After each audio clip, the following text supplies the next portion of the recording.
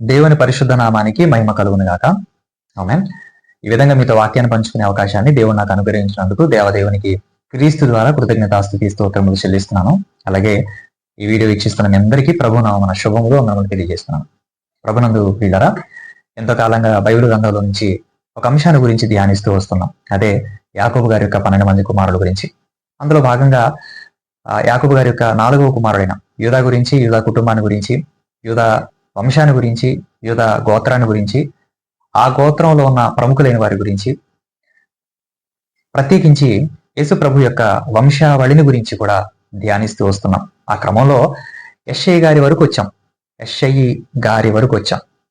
ఎవరు? దావీదు గారి తండ్రి గారైన యెషయి గారి వరకు వచ్చాము. అయితే గత రాత్రి సంఘారాధనలో యెషయి గారి భార్య గురించి లేదా దావీదు గారి తల్లి గురించి ప్రసంగించడం జరిగిందనమాట. అయితే కొన్ని అనివార్య కారణాల వలన వీడియో రికార్డింగ్ చేసినప్పటికీ మొత్తం మీద డెలీట్ అయిపోయింది. సో అందుకే మరలా ఎవరైతే ఆసక్తితో ఈ యాకోబు గారి యొక్క 12 మంది కుమారుల గురించి క్రమం తప్పకుండా మరి నేర్చుకుంటున్నారో లేదా వీక్షిస్తున్నారో అటువంటి వారి ఆసక్తి సన్నగిల్లిపోకూడదని, మరి ముఖ్యంగా వారి ఆసక్తి తగ్గిపోకూడదన్న ఆలోచనతో మరి ఈ విధంగా మరలా రికార్డింగ్ చేసి యూట్యూబ్లో అప్లోడ్ చేయడం జరుగుతుంది అన్నమాట. కనుక ఈ విషయాన్ని గమనించి చెప్పబడుతున్న ప్రసంగంపై మరి దృష్టి నిలపవలసిందిగా ప్రేమతో మనం చేస్తున్నాము. యెషయి గారి భార్య లేదా దావీదు గారి తల్లి. నిజంగా యెషయి గారి భార్య గురించి లేదా దావీదు గారి తల్లి గురించి బైబిల్లో రాయబడిన వాక్యాలు చూస్తే నిజంగా ఆశ్చర్యపోవాల్సిందే. యెషయి గారి భార్య పేరు బైబిల్లో మనకు కనిపించదు, కానీ ఆమె పేరు లేకపోయినా సరే ఆమె దావీదు గారి జీవితంలో ఎంత గొప్ప పాత్రను పోషించిందో నిజంగా మనం అందరం తెలుసుకోవాల్సినటువంటి ఆవశ్యకత ఎంతైనా ఉంది. అంటే పిల్లల కన్నా ప్రతి తల్లికి ఈ సందేశం చాలా ఉపయోగపడుతుందని చెప్పాలి. బిడ్డలను కలిగి ఉన్నటువంటి ప్రతి తల్లికి ఈ సందేశం అత్యవసరమని చెప్పాలి. ఈ సందేశం ప్రతి ఒక్కరికి ఒక హెచ్చరికగా, ఒక ఆదర్శవంతంగా, ఒక స్ఫూర్తిగా ఉంటుందని చెప్పడంలో ఏమాత్రం సందేహం లేదు. ఎంతో బుద్ధిని కలిగిస్తుందని చెప్పడంలో కూడా సందేహం లేదు. ప్రతి ఒక్క తల్లి లేదా తల్లి పాత్రలోకి లేదా తల్లి స్థానంలోకి అడుగుపెట్టిన ప్రతి ఒక్కరు కూడా ఈ సందేశాన్ని వినాలి, తెలుసుకోవాలి. సో యెషయి గారి భార్య గురించి మనం చూద్దాం. బైబిల్లో దావీదు గారి తల్లి గురించి లేదా యెషయి గారి భార్య గురించి వ్రాయబడిన సందర్భాలు కొన్ని ఉన్నాయి. వాటిని మీ దృష్టికి తీసుకొచ్చే ప్రయత్నం చేస్తాను. చాలా జాగ్రత్తగా చూడండి. రాసుకోగలిగిన వాళ్ళు ఉంటే రాసుకోండి. మొదటి విషయం, దావీదు గారు సౌలు గారి చేతిలో నుంచి తప్పించుకొని పారిపోతున్న తరుణంలో ఆయనకే నిలువ నీడ లేదు, ఆయనకే ఆశ్రయం లేదు. గుహల్లోకి, సొరంగాల్లోకి, లోయల్లోనికి, కొండల్లోనికి వెళ్ళిపోయి తలదాచుకుంటున్న పరిస్థితి. అయితే నాకు మాత్రమే కాదు, నా కుటుంబానికి కూడా, నా కుటుంబం అంటే తన తల్లికి, తండ్రికి, అన్నలకు అందరికీ కూడా ప్రమాదం ఉందని ఎరిగి, ప్రాణాపాయం ఉందని ఎరిగి ఎలాగైనా సరే మరి తన తల్లిదండ్రులను సంరక్షించాలి, వారికి కూడా భద్రత కల్పించాలన్న ఆలోచనతో దావీదు గారు ఏం చేశారంటే మోయాబు అనే ఒక రాజు దగ్గరికి వెళ్ళాడు. రాజు దగ్గరికి వెళ్ళి అక్కడ తన తల్లిదండ్రుల గురించి ఏమని విన్నవించుకుంటున్నాడో ఒకసారి మనం చూద్దాం. సమూయేలు మొదటి గ్రంథం 22వ అధ్యాయము 3వ వచనాన్ని జాగ్రత్తగా మనం చూద్దాం. నేను చెప్పిన పదాన్ని మీరు అండర్లైన్ చేసుకోండి. సమూయేలు మొదటి గ్రంథం 22వ అధ్యాయము 3వ వచనం చూద్దాం. తర్వాత దావీదు అక్కడి నుంచి బయలుదేరి మోయాబులోని మిస్పే అనే ప్రాంతానికి వచ్చి మోయాబు రాజుతో మాట్లాడుతున్నారు. ఏమని మాట్లాడుతున్నారు దావీదు గారు? దేవుడు నాకు ఏం చేయనది నేను తెలుసుకునే వరకు, దేవుడు నాకు ఏం చేయబోతున్నాడో అది నేను తెలుసుకునేంత వరకు నా తల్లిదండ్రులు వచ్చి, నా తల్లిదండ్రులు, అండర్లైన్ దట్ వర్డ్, చాలా అవసరమైనటువంటి పదం. వృద్ధాప్యంలో ఉన్న తన తల్లిదండ్రులు ఎవరు? దావీదు గారి యొక్క తల్లి అండ్ తండ్రి. తల్లి అనే పదం కూడా కనిపిస్తుంది చూడండి.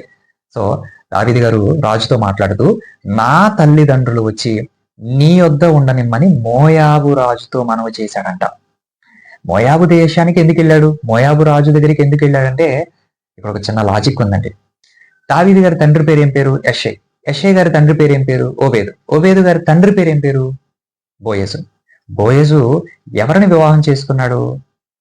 మోయాబు దేశానికి చెందినటువంటి రూతమ్మను వివాహం చేసుకున్నాడు. సో ఆ విధంగా మోయాబీలకి ఇశ్రాయేలులకి.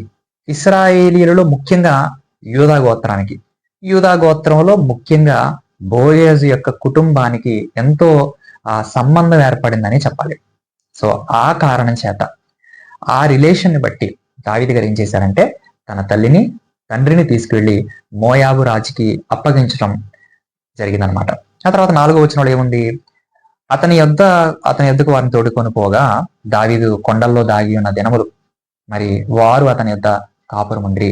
సో దావీదు గారు ఆ కొండల్లో లేకపోతే గుహల్లో ఉన్నంత వరకు కూడా మరి తన తల్లిదండ్రులు ఎక్కడున్నారంటే మోయాబు రాజు యొక్క సంరక్షణలో ఉన్నారు.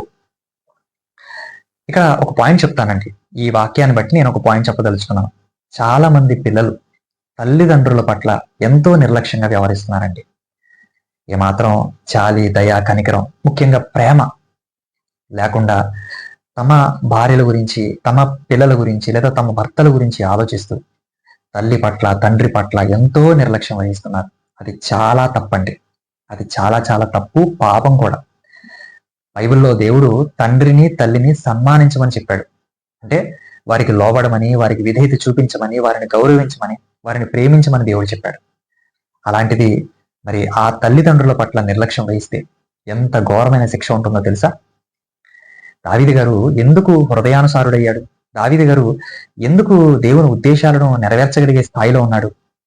ఎందుకు దావీదు గారి పట్ల దేవుడికి అంత ఇష్టం ఏర్పడింది అనంటే, దావీదు గారు దేవుని ఉద్దేశాలు మాత్రమే తెలుసుకోలేదు, దావీదు గారు దేవుని ఉద్దేశాలన్నిటినీ నెరవేర్చాడు.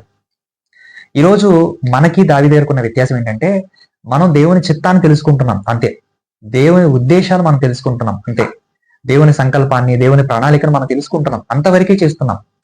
కానీ మనం తెలుసుకొని ఆగిపోతున్నాం. దావీదు గారు తెలుసుకోవడం మాత్రమే కాదు, తెలుసుకున్న ఉద్దేశాలను, తెలుసుకున్న దేవుని చిత్తాన్ని, సంకల్పాన్ని, ప్రణాళికను తన జీవితంలో నెరవేరుస్తూ వస్తున్నాడు. అది దావీదు గారిలో ఉన్న గొప్పతనం. సో దావీదు గారు ఏం చేస్తున్నాడు?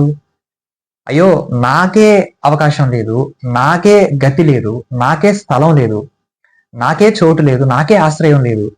సో నేనెలా నా తల్లిదండ్రులను తీసుకొచ్చి అదనపు భారాన్ని నా మీద పెట్టుకోవాలి, వారి గురించి నేను ఎందుకు ఆలోచించాలి, వారు సేఫ్ గానే ఉంటారులే అని ఆలోచించకుండా జన్మనిచ్చిన తన తల్లిదండ్రుల పట్ల ఎంతో శ్రద్ధ, బాధ్యత కలిగి ఉన్నట్టుగా మనం చూడగలం.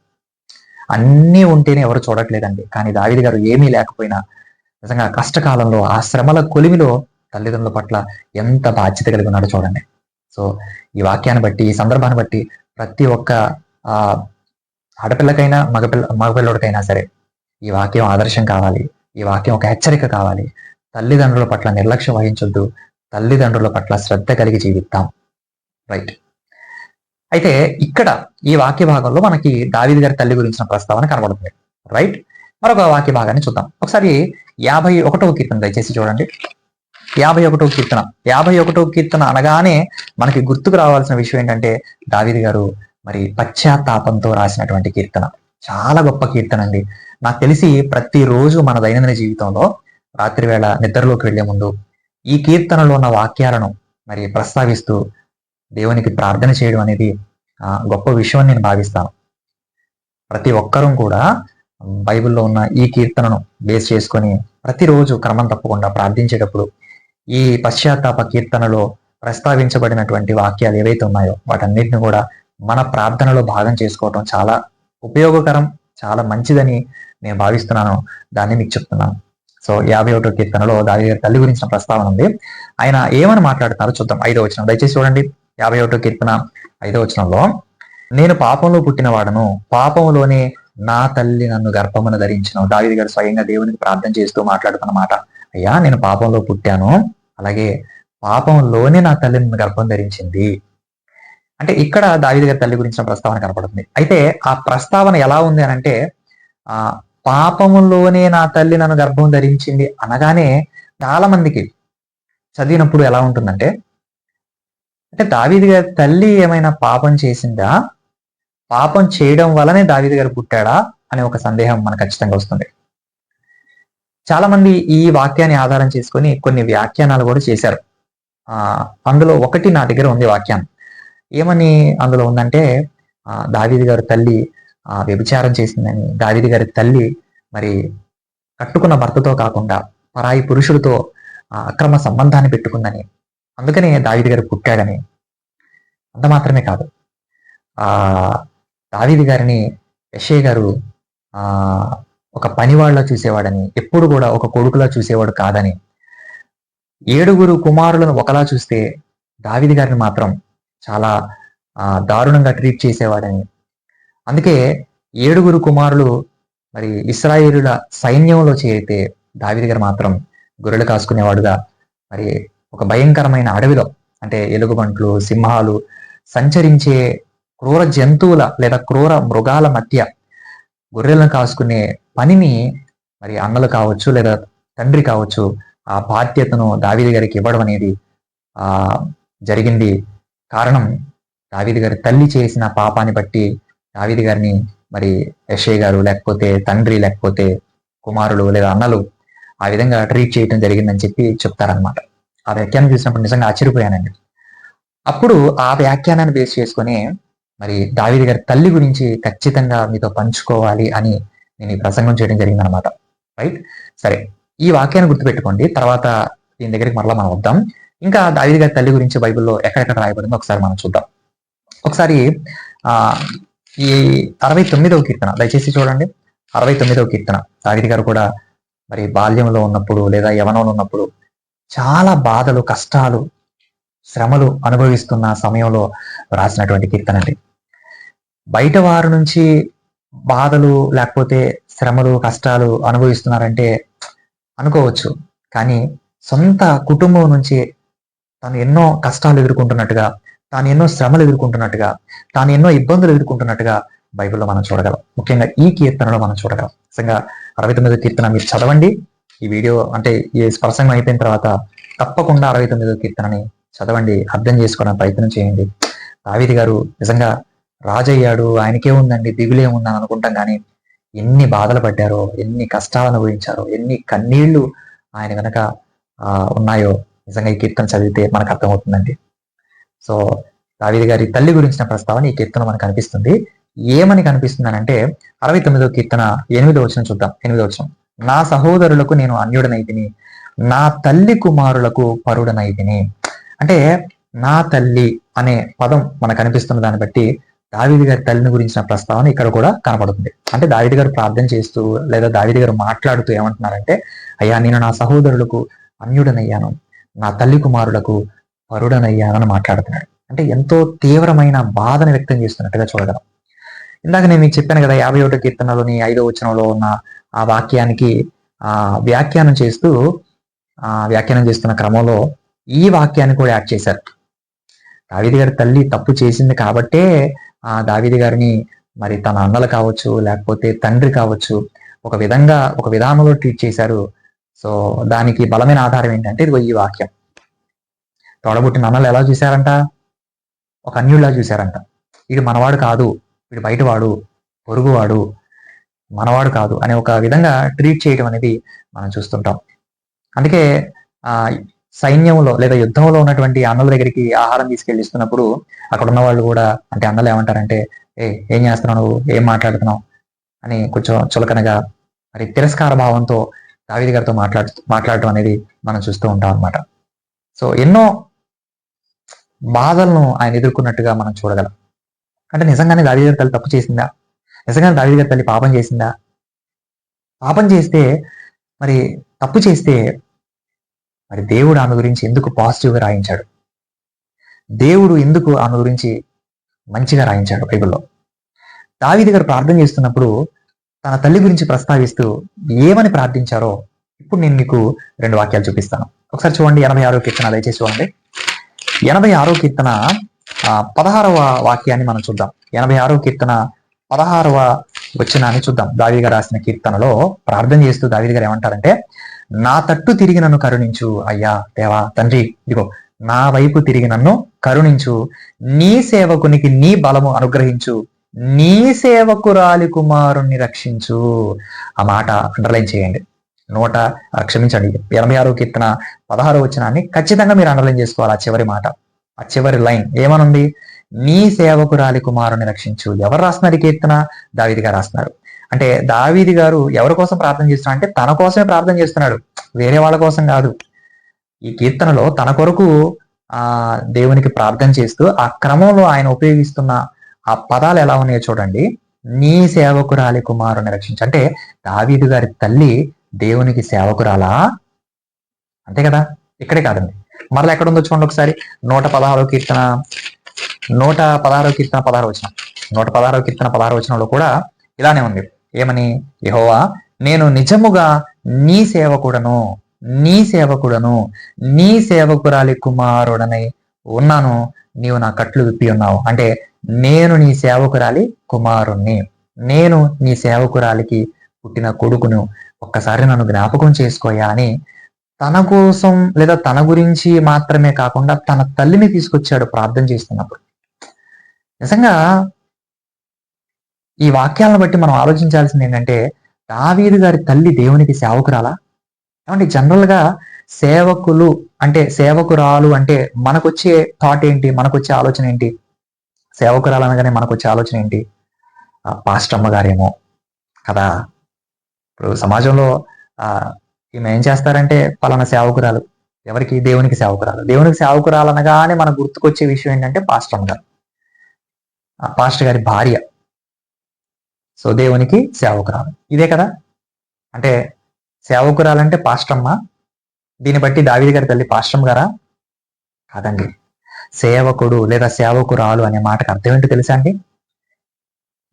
బైబిల్లో యోబు గారి గురించి దేవుడు మాట్లాడుతూ ఏమన్నారంటే యోబు నా సేవకుడు అనే మాట మాట్లాడటం జరిగింది. ఎందుకు దేవుడు యోబు గారిని సేవకుడు అన్నాడో తెలుసా? యోబు గారు ఒక ప్రసంగికుడని కాదు, యోబు గారు ఒక సంఘాన్ని నడిపించే ఒక సంఘ కాపరని కాదు, ఒక పాస్టర్ గారని కాదు. యోబు గారి గురించి దేవుడు సాక్ష్యం ఇచ్చింది. యోబు గారిలో ఉన్న భక్తిని బట్టి, యోబు గారిలో ఉన్న విశ్వాసాన్ని బట్టి, యథార్థతను బట్టి, నీతిని బట్టి, తన బిడ్డల పట్ల కలిగి ఉన్న శ్రద్ధను బట్టి, బాధ్యతను బట్టి, ఒక తండ్రిగా తాను చేస్తున్న న్యాయాన్ని బట్టి, తన పాత్రకు తాను పోషిస్తున్న విధానాన్ని బట్టి దేవుడు తన సేవకుడిగా పిలవటం జరిగిందనమాట. యోబు గారిని మాత్రమే కాదు, అబ్రహాము గారిని గురించి మాట్లాడేటప్పుడు నా సేవకుడని మాట్లాడాడు. ఆ తర్వాత మోషే గారి గురించి మాట్లాడేటప్పుడు నా సేవకుడని మాట్లాడటం మనం చూస్తాం. ఆ తర్వాత కాలేబు గురించి మాట్లాడేటప్పుడు నా సేవకుడని మాట్లాడటం కూడా చూస్తాం.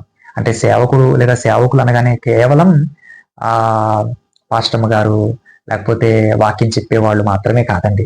నీతిగా, భక్తిగా, యథార్థంగా, విశ్వాసంతో జీవిస్తున్న ప్రతి ఒక్కరు కూడా దేవునికి సేవకులే. దీన్ని బట్టి దావీదు గారి తల్లి దేవునికి సేవకురాలంటే ఆమె ఎంతో నీతి కలిగినది, భక్తి కలిగినది, విశ్వాసము కలిగినది, యథార్థవంతురాలు, మంచి ప్రార్థన పరురాలు అనే విషయాన్ని మనం అర్థం చేసుకోవాలి. సో దావీదు గారి తల్లి గురించి బైబిల్లో కనిపిస్తున్న సమాచారం ఇది. అయితే దావీదు గారి తల్లి గురించి బైబిల్లో ఇలా ఉంది కదా. ఇప్పుడు ఇందాక 51వ కీర్తన 5వ వచనంలో ఉన్న వాక్యాన్ని బేస్ చేసుకొని మరి వేరే వాళ్ళు ఇట్లా వ్యాఖ్యానం రాశారు. ఆ వ్యాఖ్యానంలో ఇలా ఉందని చెప్పాను కదా, దావీదు గారి తల్లి తప్పు చేసింది, లేకపోతే వ్యభిచారం చేసింది, అందుకే దావీదు గారు పుట్టాడు, అందుకే దావీదు గారు మాట్లాడుతూ నేను పాపంలో పుట్టాను, పాపంలోనే నా తల్లిని గర్భం ధరించింది అని అన్నాడు అని మాట్లాడుతూ, యెషయా గారు కూడా మరి దావీదు గారి అన్నలు కూడా దావీదు గారిని ఒకలా ట్రీట్ చేయటం, అంటే ఒక విధంగా కాస్త దూరం పెట్టడం, ఒక పని వాళ్ళ చూడటం, ఒక స్వతంత్రుల్లా కాకుండా కాస్త వేరుగా చూడటం అనేది జరిగింది అని నేను మీతో ఇందాక పంచుకున్నాను కదా. నిజంగా ఆ వ్యాఖ్యానం నేను చదవకపోయి ఉంటే ఈరోజు నేను దావీదు గారి తల్లి గురించి స్టడీ చేసేవాడిని కాదండి. ఏదో సింపుల్ గా చూచాయిగా ఈ మాటలు తీసుకుని మీతో పంచుకునేవాడిని. కానీ దావీదు గారి తల్లి గురించి మరి ఏం రాయబడిందో, యూదులకు అత్యంత పవిత్రంగా ఉండే గ్రంథాలు కొన్ని ఉన్నాయి. నాట్ ఓన్లీ బైబిల్, అంటే పరిశుద్ధ గ్రంథమైన ఈ బైబిల్ మాత్రమే కాదు, యూదులకి పవిత్రమైన గ్రంథాలు మరికొన్ని ఉన్నాయి. అవి ఏంటి అంటే అవి బైబిల్కి సాటి కాదు, బైబిల్కి మించినవి కావు, బట్ కానీ అవి చారిత్రాత్మకమైన గ్రంథాలుగా, వ్యాఖ్యాన గ్రంథాలుగా కూడా పిలవటం జరిగిందనమాట. అవి ఏంటి? ఒకటి టాల్మడ్ అని పిలుస్తారు. తర్వాత మిడ్రాష్ అనగానే మీకు ఎలా అనిపిస్తుంది తెలుసా? మద్రాస్ అన్నట్టుగా వినపడుతుంది. సో మద్రాస్ కాదు, మిడ్రాష్ అండ్ టాల్మడ్. ఈ వ్యాఖ్యాన గ్రంథాలలో మరి దావీదు గారి తల్లి గురించి ఇలా రాయబడింది అనమాట. ఏమని రాయబడింది ఒకసారి మనం చూద్దాం. యూదులు అత్యంత పవిత్రంగా భావించే గ్రంథం బైబిల్. పాత నిబంధనకు సంబంధించినటువంటి విషయాలన్నీ కూడా వాళ్ళు వ్యాఖ్యానం చేశారనమాట. సో మన వాళ్ళు తెలిసి తెలియక కొన్ని విషయాలు రాసేస్తారు, కానీ యూదులు అలా కాదండి. వాళ్ళు ఒక పొల్లైన అక్షరమైన కలపడానికి తీసేయడానికి చాలా భయపడతారు. దేవుని వాక్యానికి వాళ్ళు ఎంత ప్రాముఖ్యతను, ఎంత ప్రాధాన్యత ఇస్తారంటే, ఒక చిన్న ఎగ్జాంపుల్ చెప్తాను. వాళ్ళు యెహోవా అనే పదం ఉంది కదా బైబిల్లో, ఉన్నవాడు, లేకపోతే యెహోవా అనే నామం ఉంది కదా, ఆ పేరు. బైబిల్ స్క్రైబ్స్ అనేవాళ్ళు, అంటే బైబిల్ని రాసేవాళ్ళు. అప్పట్లో మనకి ఇప్పుడంటే జిరాక్స్ ఉంది, కానీ అప్పట్లో రాసేవారు అనమాట, కాపీస్. సో ఆ కాపీస్ రాసే క్రమంలో యెహోవా అనే పేరు వచ్చే ప్రతిసారి వాళ్ళు ఏం చేస్తారంటే, చేతులను కాళ్లను శుభ్రపరుచుకొని వచ్చి యెహోవా అనే పేరు రాస్తారు. తర్వాత కంటిన్యూ చేస్తారు. మరలా యెహోవా అనే పేరు కనిపించినప్పుడు వాళ్ళు ఆగిపోయి వెళ్ళి చేతులు కాళ్ళు శుభ్రపరుచుకొని మరలా వచ్చి యెహోవా అనే పేరు రాస్తారనమాట. అంత పవిత్రంగా భావిస్తారు, అంత నిష్టగా దేవుని పట్ల, దేవుని వాక్యం పట్ల వాళ్ళు కలిగి ఉంటారు. సో మరి వాళ్ళు తప్పైతే రాయరు. 99%, 99% అవన్నీ వాస్తవాలైతేనే, నిజాలైతేనే వాళ్ళు వ్యాఖ్యాన గ్రంథాలు రాస్తారు. సో ఆ వ్యాఖ్యాన గ్రంథాలైనటువంటి టాల్మడ్, ముఖ్యంగా మిడ్రాష్ అనే వ్యాఖ్యాన గ్రంథంలో రాయబడిన సమాచారాన్ని చానా వైస్బర్గ్ అని ఒక స్త్రీ రాసినటువంటి పుస్తకంలో ఉన్న విషయాలు మీతో పంచుకుంటాను. ఆమె చాలా అద్భుతంగా రాశారు. అందులో ఉన్నది యాస్టీజ్ గా ఆమె రాయటం జరిగింది అనమాట. సో ఆ పుస్తకంలో ఏముందంటే, యెషయా గారి భార్య పేరు ఏదో కాదు, నిత్సేవెత్ బత్ అదాయల్ అని రాయబడింది, చెప్పబడింది. నిత్సేవెత్ బత్ అదాయల్ అంటే నిత్ అంటే తా కింద సావుత్ అండి. నిత్సేవెత్ బత్ అదాయల్, నిత్సేవెత్ బత్ అదాయల్ పేరు అనమాట. మంచి పేరు, దావీదు గారి తల్లి పేరు లేదా యెషయా గారి భార్య పేరు. అయితే యెషయా గారు ఆమె వివాహం చేసుకున్నాడు. ఆమె ఒక ఇశ్రాయేలీరాలు. నేను కూడా ఇశ్రాయేలుడా అంటే ఇశ్రాయేలుడే, అందులో యూదా గోత్రానికి చెందినవాడు. యెషయా గారి పదవి, యెషయా గారి పోస్ట్ ఏంటంటే సమాజంలో సన్హెడ్రిన్ సభకు అధిపతి.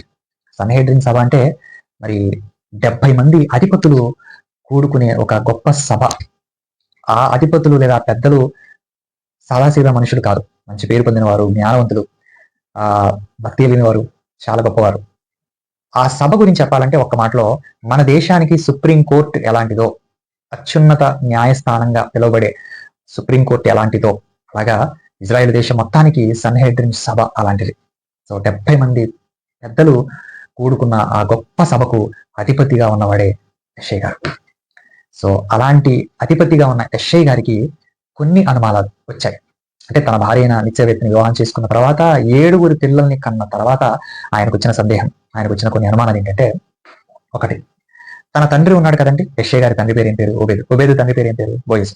అంటే తన తాత, యెషయా గారికి తాత అవుతాడు బోయజు. బోయజు ఎవరిని వివాహం చేసుకున్నాడు? మోయాబు దేశానికి చెందిన మోయాబీయురాలైన రూతమ్మను వివాహం చేసుకున్నాడు. రూతమ్మను వివాహం చేసుకోవడాన్ని బట్టి యెషయా గారికి కొన్ని అనుమానాలు వచ్చాయి. ఏంటి అనుమానాలు? నా పుట్టుక లేదా నా వంశం, నా కుటుంబం అపవిత్రమైపోయిందేమో, నేను అపవిత్రుణ్ణేమో, నా కుటుంబం అపవిత్రమైందేమో, నేను ఈ సన్హెడ్రిన్ సభకు అధిపతిగా ఉండకూడదేమో అని కొన్ని అనుమానాలు వచ్చాయి. ఎందుకు తాను అపవిత్రునైపోయాడు, తన కుటుంబం అపవిత్రమైపోయింది అని ఆలోచించాడంటే కేవలం రూతమ్మను బట్టి. ఎందుకు రూతమ్మ విషయంలో అలా ఆలోచించాడు?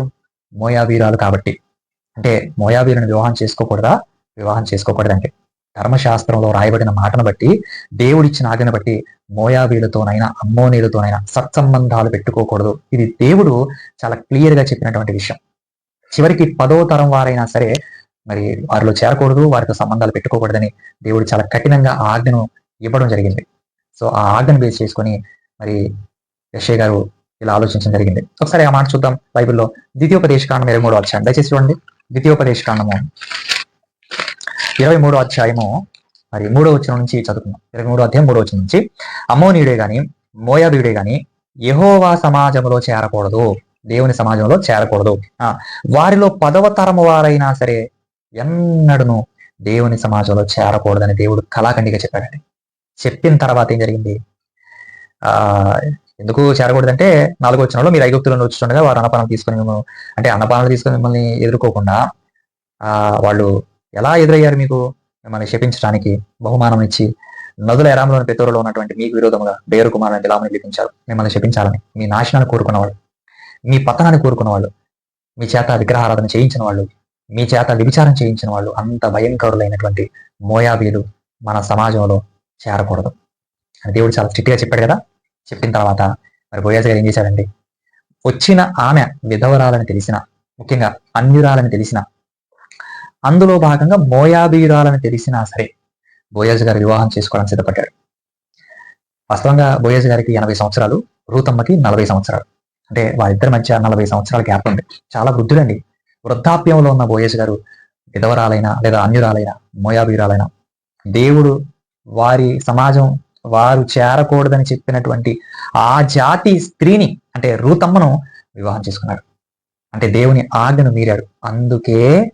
అందుకే మరుసటి రోజే రూతమ్మను వివాహం చేసుకున్న మరుసటి రోజే బోయాజు గారు చచ్చిపోయాడు, బోయాజు గారు మరణించాడు. ఇది యూదుల గ్రంథాల్లో స్పష్టంగా ఉంది. అంతెందుకండి, బైబిల్లో రూతు గ్రంథాన్ని మనం చూస్తే 4వ అధ్యాయంలో మరి బిడ్డను కనేటప్పుడు రూతమ్మ ఉంటుంది, రూతమ్మ అత్తగారు నయోమి గారు ఉంటారు, ఇరుగు పొరుగు స్త్రీలు ఉంటారు, కానీ బోయాజు గారు ఉండడండి. అప్పటికి ఆయన కాలం చెల్లించాడు. సో అంటే రూతమ్మను వివాహం చేసుకుని ఆ రాత్రి కలయిక జరిగిన తర్వాత మరుసటి రోజుకే ఆయన చనిపోవడం జరుగుతుంది. ఏదేమైనా మరణం దేవుడు అనుమతిస్తే వచ్చేది. మరి బోయాజు గారి జీవితంలోకి దేవుడు అనుమతించాడు. ఎందుకు ఆ రోజు అనుమతించాడు? బోయాజు గారితో పని అయిపోయింది, బోయాజు గారి పాత్ర అయిపోయింది. సో దేవుడు అందుకే మరుసటి రోజే మరణాన్ని ఆయన జీవితంలోకి ఆహ్వానించాడు. అందుకే బోయాజు గారు చనిపోయాడు అనమాట.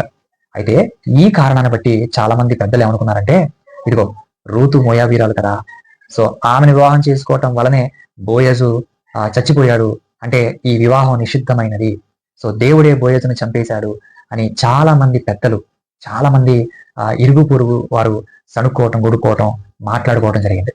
మనకు కూడా అంతే అనిపిస్తుంది కదండి. ఇప్పుడు మనకి బైబిల్లో లేవు, కానీ క్రిస్మస్ పండుగ, ఈస్టర్ పండుగ, గుడ్ ఫ్రైడే పండుగ, లేకపోతే న్యూ ఇయర్ పండుగను సెలబ్రేట్ చేసుకుంటాం. ఎవరైనా పండుగలు చచ్చిపోయారు అనుకోండి, ఎంతో విషాదం కదా, ఎంతో దుఃఖం కదా. శుభమా అంటూ పెళ్లి పెట్టుకుంటే ఆ పెళ్లి రోజే ఒకరు హఠాత్తుగా మరణిస్తే ఎంతైనా అదొక అశుభంగా, అదొక కీడుగా, అదొక శాపంగా భావిస్తారు. సో రూతమ్మను వివాహం చేసుకున్న మరుసటి రోజుకే బోయజు గారు చనిపోవడం అనేది నిజంగా ఒకంత ఆశ్చర్యానికి ప్రజలందరికీ కలిగించింది అనమాట.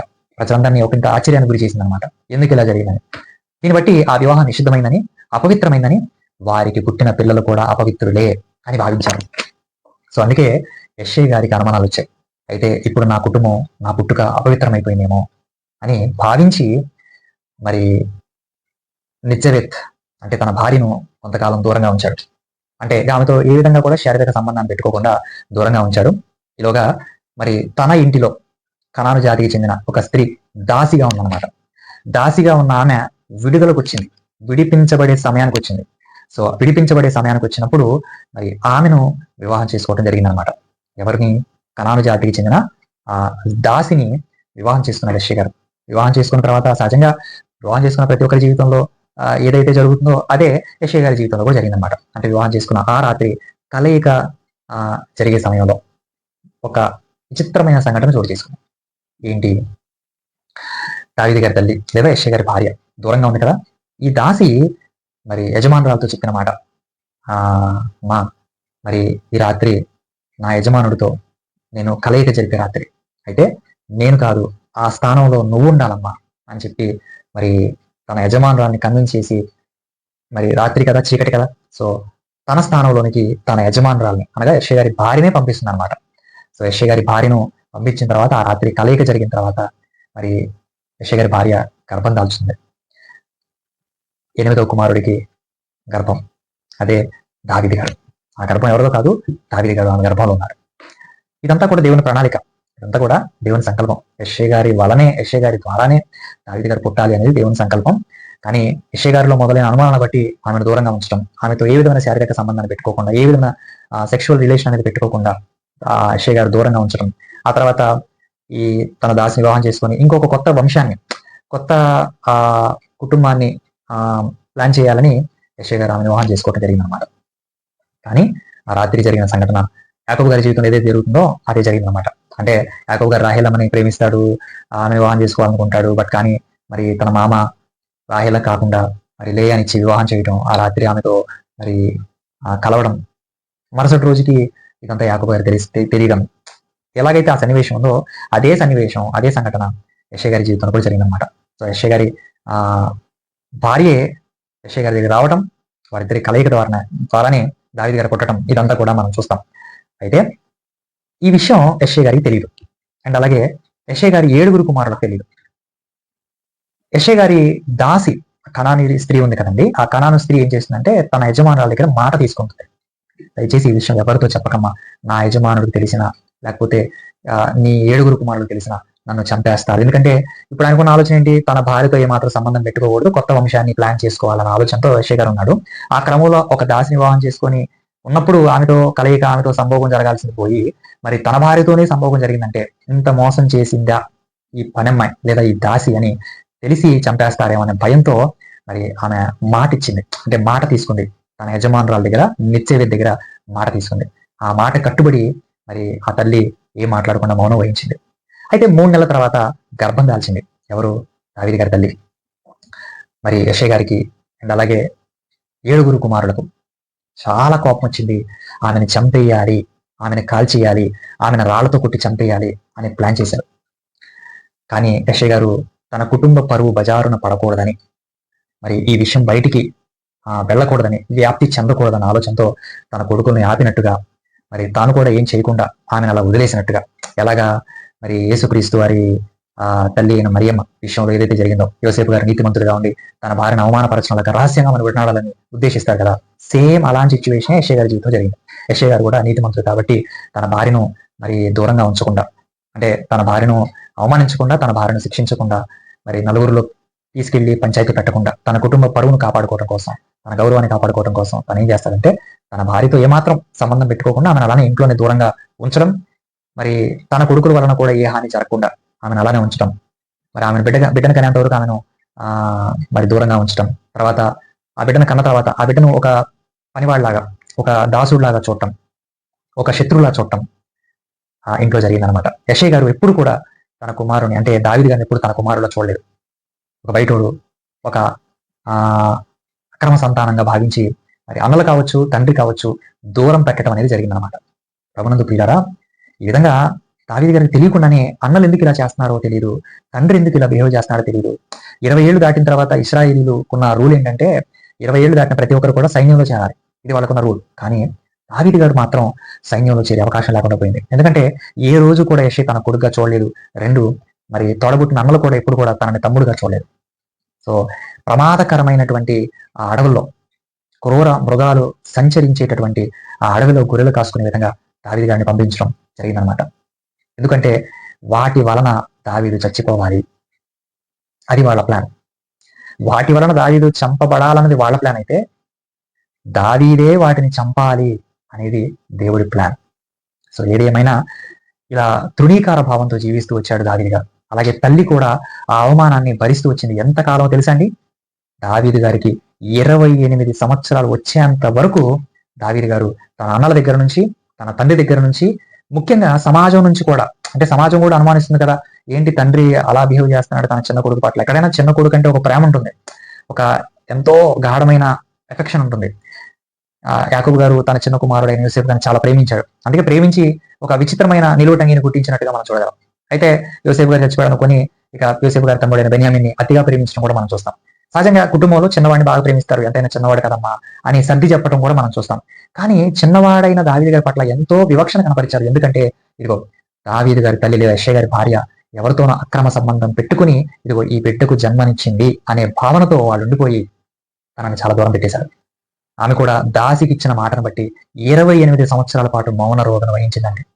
దేవుడికి మాత్రమే తన గోడు చెప్పుకుంది, దేవునికి మాత్రమే తన బాధ చెప్పుకుంది, దేవునితో మాత్రమే తను తన జీవితాన్ని అలా గడుపుతూ వచ్చింది. మొత్తం మీద దావీదు గారి తల్లి 28 సంవత్సరాల పాటు మౌనం వహించింది. ఆ తర్వాత సమూయేలు గారి రాక ఎప్పుడైతే జరిగిందో, దేవుడే స్వయంగా సమూయేలు గారిని పంపించి పిలిపిస్తాడు, దావీదు గారిని అభిషేకింపచేస్తాడనమాట. దావీదు గారిని అభిషేకించే క్రమంలో దానికంటే ముందు ఏం జరిగిందంటే యెషయా గారు తన కుటుంబాన్ని అంతా సమకూరుస్తాడు, పిల్లలందరినీ పిలిపిస్తాడు. కానీ దావీదు గారిని మాత్రం పిలవడంటే. ఎందుకంటే అసలు తన కొడుకులాని దావీదు గారిని ఎప్పుడూ చూడలేదు.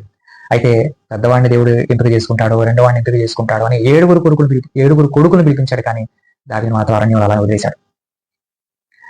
కానీ దేవుడు వాళ్ళెవ్వరిని కోరుకోడు. అరణ్యంలో గొర్రెలు కాసుకుంటున్న దావీదు గారిని మాత్రమే దేవుడు కోరుకుంటాడు. సమూయేలు గారు పిలిపిస్తాడు, ఇంకెవరన్నారా, ఇక నీ కొడుకులు ఇంతేనా అంటే, ఉన్నాళ్లే ఒకడు అరణ్యంలో గొర్రెలు కాసుకుంటానికి పోయాళ్లే అని చెప్పి యెషయా గారు మాట్లాడటం. అప్పుడు వెంటనే సమూయేలు గారు అలాగైతే ఆ చిన్నవాడిని పిలిపించు, ఆ పిల్లోడు వచ్చేంత వరకు నేను ఇక్కడే వెయిట్ చేస్తానని చెప్పడం. దావీదు గారు రాగానే, ఇదిగో నేను కోరుకున్నవాడు ఇతడే అని దేవుడు ఆమోదించడం. సమూయేలు గారు లేచి నిలబడి తల మీద నూనె పోసి తైలం పోసి అభిషేకించడం, ఇదంతా మనం చూస్తాం. అప్పుడు యెషయా గారిలో ఉన్న అనుమానాలన్నీ వేడతాయి, సందేహాలన్నీ పోతాయి అన్నమాట. ఎలా క్లారిటీ ఇస్తారు సమూయేలు గారు, నాయనా యెషయా, నువ్వు చాలా తప్పు చేశావు, నువ్వు చాలా తప్పుగా పొరబడ్డావు. అక్కడ ద్వితీయోపదేశకాండ 23:3 అమ్మోనీయుడే కానీ మోయాబీయుడే కానీ అని ఉంది తప్ప అమ్మోనీరాలే కానీ మోయాబీరాలనే మాట లేదు. అది పురుషులకు సంబంధించినటువంటి సందర్భం. నువ్వు స్త్రీలకు కూడా అన్వయింపజేసావు, చాలా తప్పు. రూతమ్మ విశ్వాసం కలిగినది, రూతు చాలా మంచిది, అందుకే దేవుడు బోయజు గారి జీవితంలోనికి రూతమ్మ ప్రవేశపెట్టాడు. ఇకపోతే నీ భార్య తప్పు చేస్తే పుట్టినవాడు కాదు దావీదు, నీ వలనే దావీదు పుట్టాడు.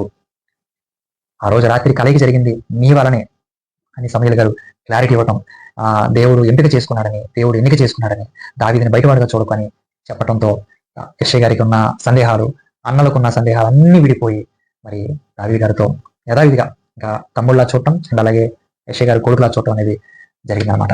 28 సంవత్సరాలుగా అలసిపోయి సొలసిపోయి అవమానాలతో నిందలతో తన జీవితాన్ని గడుపుకుంటూ వచ్చినటువంటి యెషయా గారి భార్య లేదా దావీదు గారి తల్లి నిజబెత్ ఆ రోజున ఒక హాల్లో నుంచి ఒక స్వరం, అంటే ఆనంద బాష్పాలతో కూడిన ఒక ఏడుపు వినిపిస్తుందంట. ఏంటి ఆ ఏడుపు? ఇన్నాళ్ళకి నాకు ఒక విడుదల వచ్చింది, అవమానానికి ప్రతిగా దేవుడు నాకు ఆనందాన్ని, ఘనతను ఇచ్చాడు. తృణీకార భావంతో ఉన్న నా చిన్న కొడుక్కి దేవుడు గొప్ప అధికారాన్ని, గొప్ప స్థితిని ఇచ్చాడని భావించి దేవుడికి కృతజ్ఞతాస్తుతులు చెల్లిస్తున్నట. అప్పుడు ఆమె పలికే మాట 118 కీర్తనలో ఉంటుంది, ఇల్లు కట్టువారు నిషేధించిన రాయి మూలకు తలరాయి ఆయను అని ఆమె పలికితే, మరి తన 7 కుమారులు, ఇది యెహోవా వలన కలిగిన కార్యము, ఇది మన కన్నులకు ఆశ్చర్యమని వాళ్ళు పలికారంట. ఈ విధంగా దావీదు గారి తల్లి ఎన్నో అవమానాలు ఎదుర్కొందని యూదులకు పవిత్ర గ్రంథాలైనటువంటి వ్యాఖ్యానాలలో ఉన్న సమాచారం, మిడ్రాష్ గ్రంథంలో ఉన్నటువంటి విషయం. ప్రభునందు ప్రియులారా, దయచేసి దావీదు గారి తల్లి విషయంలో పొరబడకండి. ఎందుకంటే దావీదు గారి తల్లి చాలా గొప్పదండి, చాలా త్యాగవంతురాలు. తన జీవితాన్ని త్యాగం చేసింది. దావీదుకి ఇచ్చిన మాటను బట్టి ఎక్కడ కూడా నోరు విప్పలేదు. 28 సంవత్సరాల పాటు మౌనం వహించింది. దావీదు గారు బాలుడు కదండి, యవనస్తుడు కదండి, 28 సంవత్సరాలు ఎందుకు ఉన్నాయండి, ఏదో 14-15 ఉంటాయి కదా అనుకోకండి. బాలుడని ఉన్న ప్రతి చోట నిజంగానే బాలుడని కాదండి. టీవీలో కూడా, సినిమాల్లో కూడా దావీదు గారికి సంబంధించిన జీవితానికి సంబంధించిన సినిమాలో కూడా చిన్నపిల్లల్లా చూపిస్తారు. నో, దావీదు గారికి అప్పటికి 28 సంవత్సరాలు ఉంది. అందుకే 30 సంవత్సరాలు ఆయన రాజు అయ్యాడు. సౌలు గారి వలన 2 సంవత్సరాల పాటు చాలా హింసలు ఎదుర్కొన్నాడు. అంటే 30 సంవత్సరాలు రాజు అయితే 2 సంవత్సరాల పాటు సౌలు గారి వలన ఎన్నో ఇబ్బందులు ఎదుర్కొంటే, మరి 30లో నుంచి 2 తీసేస్తే ఎంత, 28. అంటే 28 సంవత్సరాల వరకు దావీదు గారు ఎన్నో అవమానాలు భరించాడండి, బాధలు భరించాడు. అందుకే 69వ కీర్తనలో తన గోడంతా పంచుకుంటాడు. తన కుటుంబం ద్వారా తను ఎలా ఎదుర్కొన్నాడో, అన్నలు ఎలా తనని చూసేవాళ్ళు, తన తండ్రి ఎలా చూసేవాడు, ఈ విషయాలన్నీ కూడా ఆ కీర్తనలో రాయడం అనేది జరిగిందనమాట. సో దావీదు గారి తల్లి తప్పు చేస్తే పుట్టినవాడు కాదు దావీదు గారు. 51వ కీర్తనలో ఎందుకు ఆ మాట మాట్లాడంటే, తన మూల స్థితి చెప్తున్నాడు. తన పుట్టుక దగ్గర నుంచి తీసుకొచ్చాడు. అసలు నేను పుట్టుకలోనే పాపినయ్యా, పాప స్వభావంతో పుట్టినవాడినయ్యా అని పశ్చాత్తాపంతో ఆ కీర్తన రాయటం అనేది మనం చూస్తాం. అంతేగాని దావీదు గారి తల్లి తప్పు చేసింది కాబట్టి దావీదు గారు ఆ మాట ఉపయోగించాడని కాదు. సో ఇది మిడ్రాష్ యూదుల యొక్క వ్యాఖ్యాన గ్రంథంలో రాయబడిన సమాచారం. ప్రభునందు ప్రియులారా, ఇవన్నీ మీకు అర్థంగానే భావిస్తున్నాను. దయచేసి దావీదు గారి తల్లిని అపార్థం చేసుకోకండి, దావీదు గారి తల్లి గురించి తప్పుగా మాట్లాడకండి. దావీదు గారి తల్లి పట్ల దేవునికి ఎంతో గొప్ప సంకల్పం ఉంది. ఆమె పేరు లేకపోయినా, ఆమె గురించిన సమాచారం బైబిల్లో లేకపోయినా, దేవుడు ఆమె గురించి మనకు తెలియజేసే మాట ఒకటే, ఆమె దేవునికి సేవకురాలు. ఈరోజు దావీదు గారు ఒక గొప్ప వ్యక్తిగా మనకు కనిపిస్తున్నాడంటే అలా మారడానికి కారణం ఒక తల్లిగా తాను పోషించిన పాత్ర. దేవుడు ఒక తల్లి ఎలా ఉండాలో దావీదు గారి తల్లిని చూపిస్తూ మనం నేర్పిస్తున్న పాట అంటే. దావీదు గారికి అన్ని చెప్పినానే, మౌనం వహించాలి నాన్న, సహనం కలిగి ఉండాలి, విశ్వాసం కలిగి ఉండాలి, దేవుడు సహాయం చేస్తాడు, దేవుడు కృప చూపిస్తాడు, దేవుడు మనకు ఒక గొప్ప ఆశీర్వాదాన్ని ఇస్తాడు అని దావీదు గారి తల్లి ఎంతగానో ప్రోత్సహించి దావీదు గారిని మరి దేవుణ్ణి నిలబెట్టడానికి శతవిధాలుగా ప్రయత్నం చేసింది. ఈరోజు దావీదు గారు గొప్ప సేవకుడు అయ్యాడంటే, గొప్ప రాజు అయ్యాడంటే, గొప్ప సుబుద్ధి కలిగిన వాడు అయ్యాడంటే, విశ్వాసం కలిగిన ఒక యోధుడుగా, ఒక వీరుడుగా ఉన్నాడంటే, ఒక మంచి ప్రార్థనా పరుడుగా, ఎన్నో కీర్తనలు రచించేవాడుగా, సంగీత వాయిద్యాలు వాయించేవాడుగా, మరి ఎన్నో గొప్ప సుగుణాలు, గుణ లక్షణాలు కలిగిన వాడుగా కనిపిస్తున్నాడంటే, శత్రువును సైతం కూడా, అంటే తనను చంపాలని చూస్తున్న వ్యక్తిని కూడా మరి చంపకుండా క్షమాభిక్ష పెట్టేవాడుగా ఉన్నాడు అనంటే దానికి కారణం దావీదు గారి తల్లి. ప్రతి తల్లి ఇలా ఉండగలిగితే ఏ బిడ్డలు చెడిపోరండి, ఏ బిడ్డలు పాడైపోరండి. ఈరోజు పిల్లలు పాడైపోవడానికి కారణం ముఖ్యంగా తల్లుల పాత్ర ఉందని చెప్పడంలో ఏ మాత్రం సందేహం లేదు. అసలు ఎందుకు వివాహాలు చేసుకుంటున్నారో, ఎందుకు పిల్లల్ని కంటున్నారో, ఆ పిల్లల్ని కానీ ఎందుకు గాలికి వదిలేస్తున్నారో కూడా తెలియనటువంటి పరిస్థితి సమాజంలో మనం చూస్తున్నాం. ప్రభునందు ప్రియులారా, వద్దు. మాతృమూర్తికి వన్నె తెచ్చినటువంటి ఎందరో గొప్ప స్త్రీలు ఉన్నారు. అంటే గొప్ప స్త్రీలు అంటే మాతృమూర్తికి కళంకాన్ని తీసుకొచ్చిన స్త్రీలు ఎందరో తల్లులు ఉన్నారండి. చాలా బాధాకరం. అటువంటి తల్లులందరికీ ఈ తల్లి ఎంతో ఆదర్శం, ఈ తల్లి ఎంతో గుణపాఠం అని చెప్పాలి, ఒక హెచ్చరికగా మనకు అనిపిస్తుంది. కనుక ప్రతి తల్లి కూడా దావీదు గారి తల్లి వల్ల ఉండగలిగితే ఈ రోజున ఏ పిల్లలు కూడా చెడిపోయే అవకాశం ఉండదు. ఇది దావీదు గారి తల్లి గురించి లేదా యెషయా గారి భార్య గురించి ఉన్న సమాచారం. కనుక ఈ వాక్యాన్ని బట్టి ప్రతి ఒక్కరు కూడా మంచి నిర్ణయం తీసుకుంటూ మనందరం కూడా ఒక తల్లిగా మాత్రమే కాదు, ఒక తండ్రిగా కూడా మనందరం మంచి బాధ్యతలు కలిగి ఉండాలని ప్రేమతో మనం చేస్తూ ఈ మాటలు ముగిస్తున్నాను. ఈ సందేశం అందరికీ దీవెనకరంగా, ఆశీర్వాదకరంగా ఉండేలాగా చిన్న మాట ప్రార్థన చేసుకున్నాం. తరలో వంచండి. పరిశుద్ధమైన మా తండ్రి, మీకు స్తోత్రాలు. ఈ రాత్రి వేళ తండ్రి మీ వాక్యాన్ని పంచుకునే అవకాశాన్ని నాకు అనుగ్రహించినందుకు స్తోత్రాలు. తండ్రి, విత్తబడిన వాక్యం అర్థం కాకుండా మా అందరి హృదయాలలో మీరు కట్టి ఫలింపు చేయండి.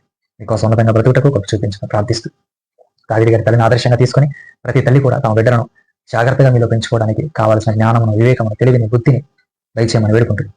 తండ్రి, ఈ సందేశం ప్రతి ఒక్కరికి ఆశీర్వాదకరంగా ఉండేలాగా సహాయం చేయమని కృప చూపించమని వేడుకుంటుంది. ఈ చిన్న మనల్ని పాదాలు చెంది పెడుతూ క్రీస్తు నామని ప్రార్థనలు వేడుకున్నాం తండ్రి. ఆమేన్.